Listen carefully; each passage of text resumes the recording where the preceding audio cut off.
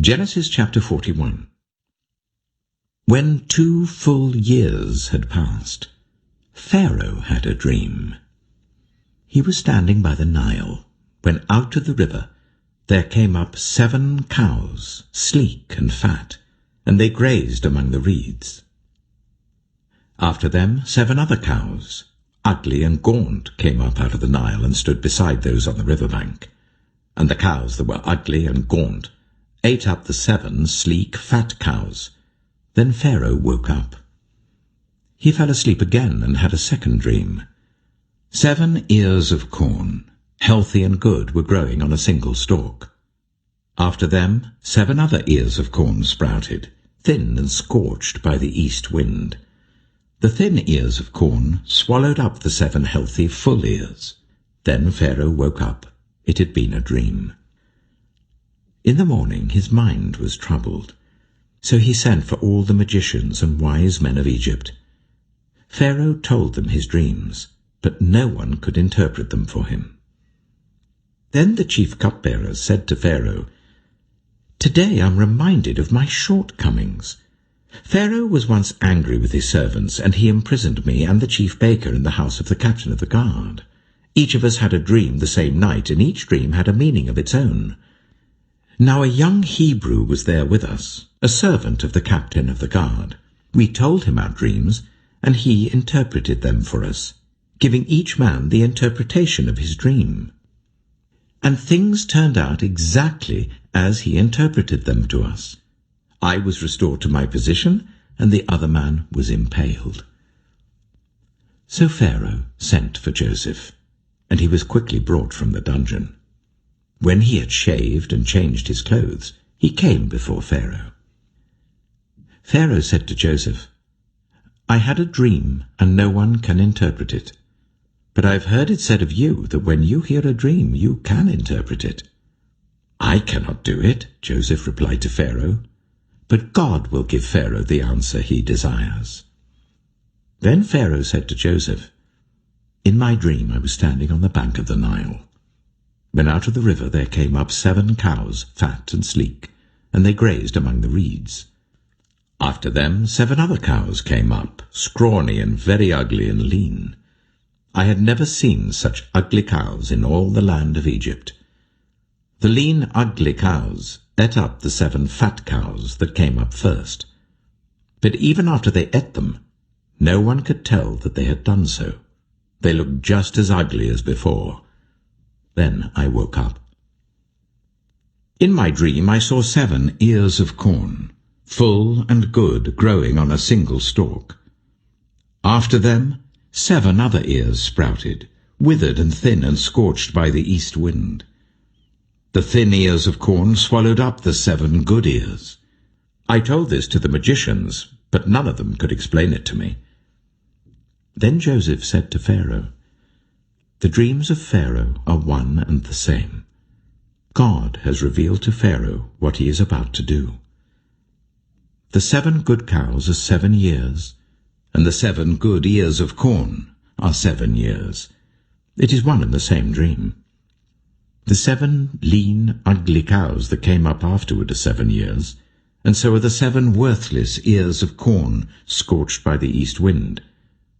They are 7 years of famine. It is just as I said to Pharaoh. God has shown Pharaoh what he is about to do. 7 years of great abundance are coming throughout the land of Egypt, but 7 years of famine will follow them. Then all the abundance in Egypt will be forgotten, and the famine will ravage the land. The abundance in the land will not be remembered, because the famine that follows it will be so severe. The reason the dream was given to Pharaoh in 2 forms is that the matter has been firmly decided by God, and God will do it soon. And now let Pharaoh look for a discerning and wise man, and put him in charge of the land of Egypt.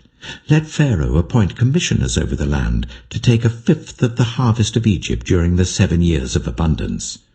They should collect all the food of these good years that are coming, and store up the grain under the authority of Pharaoh, to be kept in the cities for food.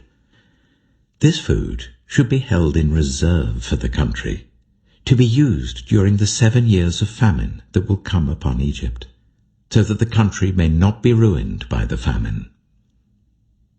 The plan seemed good to Pharaoh and to all his officials. So Pharaoh asked them, "Can we find anyone like this man, one in whom is the Spirit of God?" Then Pharaoh said to Joseph, "Since God has made all this known to you, there is no one so discerning and wise as you. You shall be put in charge of my palace, and all my people are to submit to your orders. Only with respect to the throne will I be greater than you." So Pharaoh said to Joseph, "I hereby put you in charge of the whole land of Egypt." Then Pharaoh took his signet ring from his finger and put it on Joseph's finger. He dressed him in robes of fine linen and put a gold chain around his neck. He had him ride in a chariot as his second in command, and people shouted before him, "Make way!" Thus he put him in charge of the whole land of Egypt. Then Pharaoh said to Joseph, "I am Pharaoh, but without your word, no one will lift hand or foot in all Egypt." Pharaoh gave Joseph the name Zaphenath-Paneah, and gave him Asenath, daughter of Potipherah, priest of On, to be his wife. And Joseph went throughout the land of Egypt. Joseph was 30 years old when he entered the service of Pharaoh, king of Egypt, and Joseph went out from Pharaoh's presence and travelled throughout Egypt. During the 7 years of abundance the land produced plentifully. Joseph collected all the food produced in those 7 years of abundance in Egypt, and stored it in the cities. In each city he put the food grown in the fields surrounding it. Joseph stored up huge quantities of grain, like the sand of the sea. It was so much that he stopped keeping records because it was beyond measure. Before the years of famine came, 2 sons were born to Joseph by Asenath, daughter of Potipherah, priest of On. Joseph named his firstborn Manasseh, and said, "It is because God has made me forget all my trouble and all my father's household." The second son he named Ephraim, and said, "It is because God has made me fruitful in the land of my suffering." The 7 years of abundance in Egypt came to an end, and the 7 years of famine began, just as Joseph had said.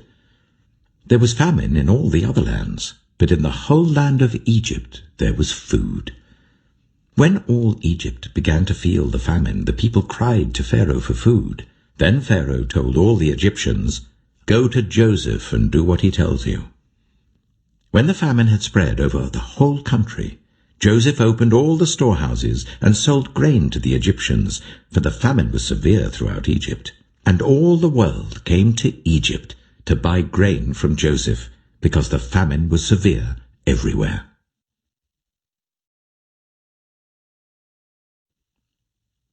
Genesis chapter 42.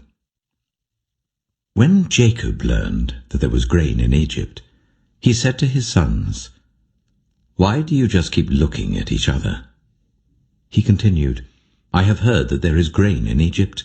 Go down there and buy some for us, so that we may live and not die." Then 10 of Joseph's brothers went down to buy grain from Egypt. But Jacob did not send Benjamin, Joseph's brother, with the others, because he was afraid that harm might come to him. So Israel's sons were among those who went to buy grain, for there was famine in the land of Canaan also. Now Joseph was the governor of the land, the person who sold grain to all its people. So when Joseph's brothers arrived, they bowed down to him with their faces to the ground. As soon as Joseph saw his brothers, he recognized them, but he pretended to be a stranger and spoke harshly to them. "Where do you come from?" he asked. "From the land of Canaan," they replied, "to buy food." Although Joseph recognized his brothers, they did not recognize him. Then he remembered his dreams about them and said to them, "You are spies. You have come to see where our land is unprotected." "No, my lord," they answered. "Your servants have come to buy food. We are all the sons of one man. Your servants are honest men, not spies." "No," he said to them. "You have come to see where our land is unprotected." But they replied, "Your servants were 12 brothers, the sons of one man, who lives in the land of Canaan. The youngest is now with our father, and one is no more." Joseph said to them, "It is just as I told you. You are spies. And this is how you will be tested. As surely as Pharaoh lives, you will not leave this place unless your youngest brother comes here. Send one of your number to get your brother. The rest of you will be kept in prison, so that your words may be tested to see if you are telling the truth. If you are not, then as surely as Pharaoh lives, you are spies." And he put them all in custody for 3 days. On the 3rd day, Joseph said to them, "Do this, and you will live, for I fear God. If you are honest men, let one of your brothers stay here in prison, while the rest of you go and take grain back for your starving households. But you must bring your youngest brother to me, so that your words may be verified, and that you may not die." This they proceeded to do. They said to one another, "Surely we are being punished because of our brother. We saw how distressed he was when he pleaded with us for his life, but we would not listen. That's why this distress has come on us." Reuben replied, "Didn't I tell you not to sin against the boy? But you wouldn't listen. Now we must give an accounting for his blood." They did not realize that Joseph could understand them, since he was using an interpreter. He turned away from them and began to weep, but then came back and spoke to them again. He had Simeon taken from them and bound before their eyes. Joseph gave orders to fill their bags with grain, to put each man's silver back in his sack, and to give them provisions for their journey. After this was done for them, they loaded their grain on their donkeys and left. At the place where they stopped for the night, one of them opened his sack to get feed for his donkey, and he saw his silver in the mouth of his sack. "My silver has been returned," he said to his brothers. "Here it is in my sack." Their hearts sank, and they turned to each other trembling and said, "What is this that God has done to us?" When they came to their father Jacob in the land of Canaan, they told him all that had happened to them. They said, "The man who is lord over the land spoke harshly to us and treated us as though we were spying on the land. But we said to him, 'We are honest men, we're not spies. We were 12 brothers, sons of one father. One is no more, and the youngest is now with our father in Canaan.' Then the man who is lord over the land said to us, 'This is how I will know whether you are honest men. Leave one of your brothers here with me, and take food for your starving households, and go. But bring your youngest brother to me, so I will know that you are not spies, but honest men. Then I will give your brother back to you, and you can trade in the land.' As they were emptying their sacks, there in each man's sack was his pouch of silver. When they and their father saw the money pouches, they were frightened. Their father Jacob said to them, 'You have deprived me of my children. Joseph is no more, and Simeon is no more.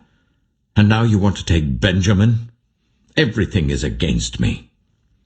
Then Reuben said to his father, 'You may put both of my sons to death if I do not bring him back to you. Entrust him to my care, and I will bring him back.' But Jacob said, 'My son will not go down there with you. His brother is dead, and he is the only one left. If harm comes to him on the journey you are taking, you will bring my grey head down to the grave in sorrow.'"